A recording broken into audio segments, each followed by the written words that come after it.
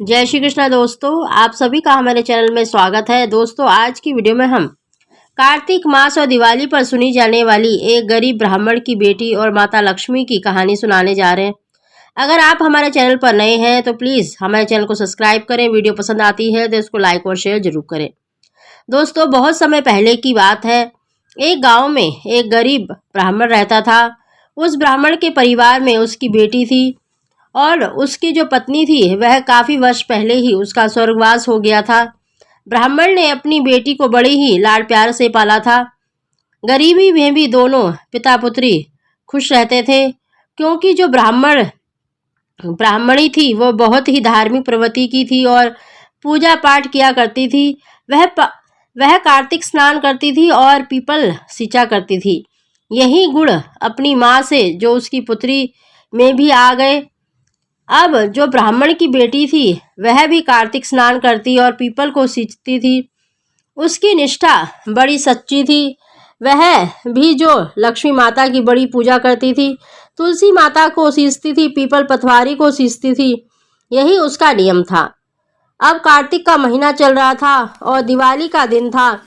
दिवाली आने वाली थी और ब्राह्मण की लड़की ने अपने घर आंगन को लीपा और पूजा पाठ की तैयारी करने लगी। उसने दिवाली के लिए अपनी झोपड़ी, जो उसके गरीब ब्राह्मण पिता थे उसके पास एक टूटी फूटी झोपड़ी थी, उसकी बेचारी लड़की ने सफाई की और आंगन को लीपा और नहा धोकर फिर लक्ष्मी जी की कथा सुनी। यही उसका नियम था। जब वह सुबह सुबह नहा धोकर फिर से पीपल को सींचने जाती, ऐसा उसका नियम था। यह सब करने के बाद ही वह भोजन करती थी। अब एक दिन की बात है कि ब्राह्मण की लड़की जब पीपल को सींचने गई तो पीपल में से आवाज़ आई कि हे ब्राह्मण की लड़की, क्या तुम मेरी सहेली बनोगी? यह सुनकर ब्राह्मण की लड़की डर गई। वह इधर उधर देखने लगी कि यह आवाज़ कहाँ से आई, लेकिन उसे कोई भी दिखाई नहीं दिया और वह चुपचाप अपने घर आ गई। अब यह 2-3 दिन उसके साथ लगातार होता रहा। जब भी वह पीपल सींचने जाती तभी पीपल में से आवाज आती। अब यह 2-3 दिन उसके साथ लगातार होता रहा था। जब भी वह पीपल सींचने जाती तभी पीपल में से आवाज आती। अब ब्राह्मण की लड़की बेचारी गुमसुम रहने लगी। घर आकर वह जो चुपचाप रहने लगी और सूखने लगी, यह देखकर ब्राह्मण ने अपनी बेटी से पूछा कि बेटी, क्या बात है, तू इतनी गुमसुम क्यों रहती है? तब ब्राह्मण के काफ़ी पूछने पर ब्राह्मण की लड़की ने अपने पिता से कहा, पिताजी, जब भी मैं पीपल सींचने जाती हूँ तो पीपल से आवाज़ आती है कि क्या तुम मेरी सहेली बनोगी? पिताजी, यही मेरे चिंता का कारण है। उधर मैं देखती हूँ कि कौन है, कोई भी तो नहीं होता। यही मेरा डर है कि यह आवाज़ कहाँ से आती है। कोई भूत प्रेत है, देव है, दक्ष है, कौन है, लेकिन मैं नहीं जानती। पिताजी, यह सुनकर ब्राह्मण मन ही मन मुस्कुराया और हाथ जोड़कर कहने लगा, जय हो लक्ष्मी माता की। वह अपनी बेटी से कहने लगा, बेटी, तेरी निष्ठा और श्रद्धा सच्ची है। तुझ पर माता लक्ष्मी की कृपा है। पीपल के अंदर माता लक्ष्मी का वास होता है, इसीलिए जो पीपल में से माता लक्ष्मी तेरे से पूछ रही हैं। इसलिए तू जो माता लक्ष्मी से कहना है, अब की बार जब माता लक्ष्मी पूछे क्या तू मेरी सहेली बनोगी, तो तुम बोल देना कि हाँ, मैं तुम्हारी सहेली बनूंगी। अब यह सुनकर ब्राह्मण की लड़की खुश हो गई, क्योंकि उसकी चिंता जाती रही।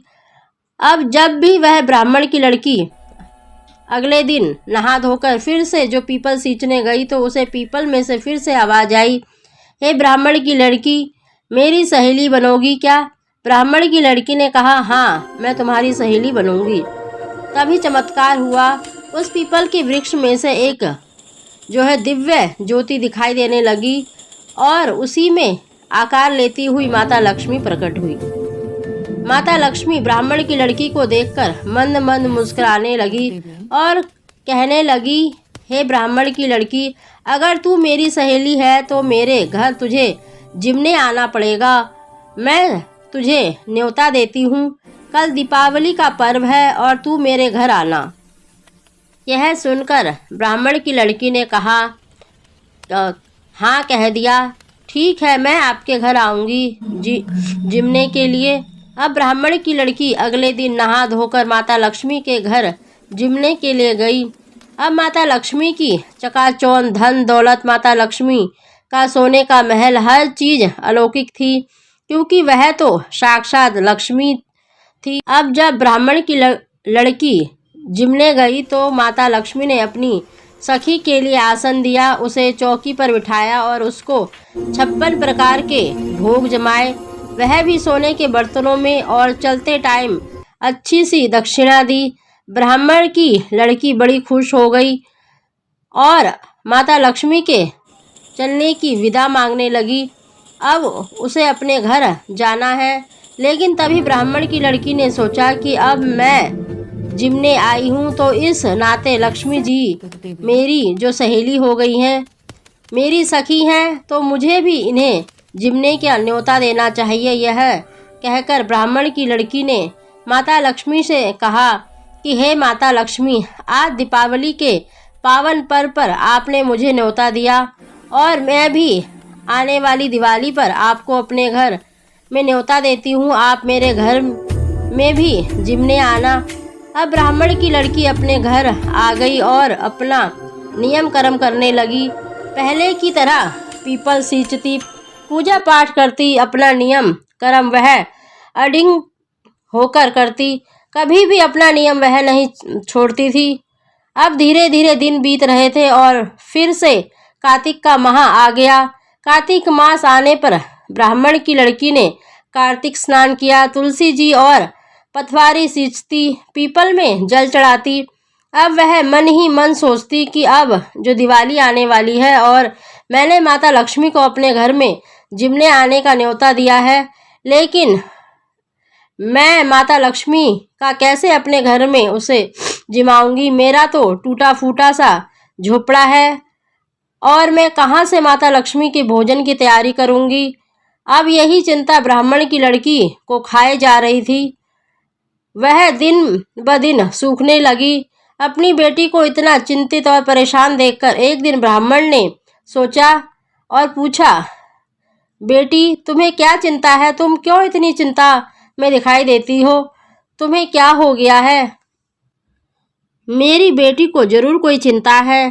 तब उसने अपनी बेटी से पूछा, बेटी क्या बात है, तू क्यों इतनी परेशान है? तब ब्राह्मण की बेटी कहने लगी कि पिताजी, माता लक्ष्मी ने मुझे अपने घर जिमने बुलाया था, मुझे 56 प्रकार के सोने चांदी के बर्तनों में भोजन परोसा था और मुझे चलते समय इतनी अच्छी दक्षिणा दी, लेकिन अब मेरी घर दिवाली पर मैंने भी अपनी सखी को न्योता दिया है, लेकिन मेरे घर में कैसे माता लक्ष्मी का भोग तैयार करूंगी और कैसे उन्हें जिमाऊंगी, कहाँ से दक्षिणा दूंगी, यही मेरी चिंता का विषय है।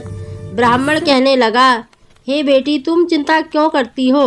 माता लक्ष्मी सब भला करेंगी। जब जिस दिन माता लक्ष्मी आए तो आंगन को लीपकर घी का दिया आंगन में जला देना।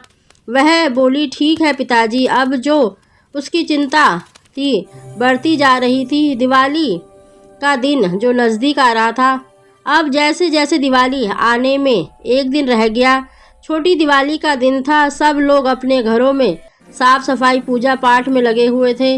ब्राह्मण की लड़की मन में यही शंका थी कि कैसा होगा, सुबह माता लक्ष्मी मेरे घर जिमने आएंगी। वह अब फिर अपने पिता के कहे अनुसार सुबह जल्दी उठकर उसने आंगन लीपा और घी का दीपक जलाया और मन ही मन भगवान विष्णु, माता लक्ष्मी और गणेश जी भी भगवान का ध्यान किया।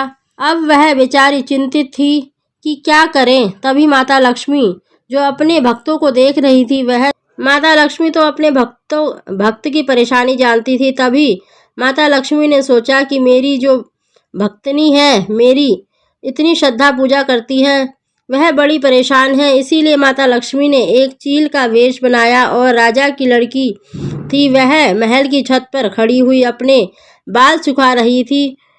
उसने 9 लखा हार पहना हुआ था।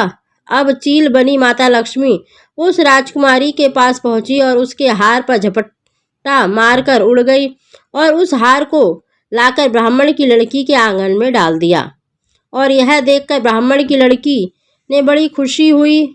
उसके आंगन में 9 लखा हार पड़ा था। अब उसकी सारी चिंता जाती रही। उसने हार की लड़ों को तोड़ तोड़ कर अपने 56 भोग बना दिए। चंदन की चौकी बना ली। सोने चांदी के बर्तन मंगा लिए। अब ब्राह्मण की लड़की बड़ी खुश थी। शाम का समय हुआ। सब माता लक्ष्मी का पूजन अर्चना कर रहे थे। माता लक्ष्मी भी वह पृथ्वी लोक पर जाने को तैयार थी, क्योंकि आज तो उन्हें अपनी सखी के भी घर जाना था, क्योंकि उसकी सखी ने उसे जो न्योता दिया था जिमने के लिए। अब माता लक्ष्मी ब्राह्मण की कुटिया में आई और अपनी सखी जो बड़े ही प्यार से मिली। अब ब्राह्मण की लड़की ने माता लक्ष्मी का जो है चौकी पर विराजमान किया, उनके चरण धोए और फिर जो 56 भोग बनाए वह माता लक्ष्मी को भोग लगाया। माता लक्ष्मी अपनी सखी की इस तरह से आओ भगत देखकर बहुत ही प्रसन्न हुई और ब्राह्मण की लड़की से कहने लगी कि हे सखी, मैं तेरी सेवा से बड़ी प्रसन्न हूँ। तेरी पूजा से मेरा मन खुश हो गया। मांग, तू क्या मांगती है? आज जो भी तू मांगेगी मैं उसे पूरा करूँगी। ब्राह्मण की लड़की कहने लगी, अरे नहीं नहीं, मैं कुछ नहीं मांगूंगी। तब माता लक्ष्मी कहने लगी, नहीं पुत्री, तुम मांगो, जो भी मांगोगी आज मैं जरूर पूरी करूंगी तुम्हारी इच्छा। तब ब्राह्मण की लड़की कहने लगी, हे माता लक्ष्मी, हे सखी, अगर तुम मुझसे इतनी ही प्रसन्न हो तो वचन दो। अब माता लक्ष्मी कहने लगी ब्राह्मण की लड़की से, सखी, तुम जो भी मांगोगी मैं बिना वचन भरे ही पूरा कर दूंगी। तुम मांगो तो सही। तब ब्राह्मण की लड़की कहने लगी, अगर आप वचन भरती हैं तो मैं मांगूंगी, अगर आप वचन नहीं भरती तो मैं आपसे कुछ नहीं मांगूंगी। तब माता लक्ष्मी कहने लगी, ठीक है, 1 वचन, 2 वचन, तीसरे वचन में अगर पूरा ना करूं तो सीधा नरक को जाऊं। अब ब्राह्मण की लड़की के अनुसार माता लक्ष्मी ने वचन भर लिया और बोली, मांग सखी, क्या मांगती है? तब ब्राह्मण की लड़की ने माता लक्ष्मी के पैर पकड़ लिए और बोली, हे माता, मेरी तो इसी चौकी पर जैसे आप बैठी हो मेरी 7 पीढ़ियों के लिए बैठ जाओ। अब माता लक्ष्मी वचन भर चुकी थी। नहीं, माता लक्ष्मी कहाँ बैठती किसी के घर। अब माता लक्ष्मी ने वचन भर लिया और 7 पीढ़ियों के लिए ब्राह्मण की बेटी के घर में बैठ गई। अब तो ब्राह्मण की झोपड़ी नुमा छप्पर था वह महल बन गया। ब्राह्मण के घर में नौकर चाकर हो गए, वारे न्यारे हो गए। अब ब्राह्मण की लड़की का एक सुंदर से राजकुमार के साथ विवाह हो गया। अन्न धन के भंडार लग गए।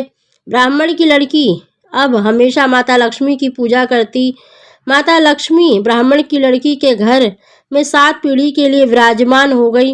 हे माता लक्ष्मी जैसे ब्राह्मण की लड़की के घर में विराजमान हुई, ऐसे ही जो यह कहानी कहे और यह कहानी सुने उनके घरों में भी आप 7 पीढ़ियों के लिए विराजमान हो जाना। बोलो माता लक्ष्मी की जय, पीपल पथवारी की जय, बोलो गणेश भगवान की जय, बोलिए विष्णु भगवान की जय। दोस्तों, अगर आपको यह कहानी पसंद आई हो तो प्लीज़ हमारे चैनल को सब्सक्राइब करें और वीडियो को लाइक करें और शेयर करें। आप सभी को जय श्री कृष्ण।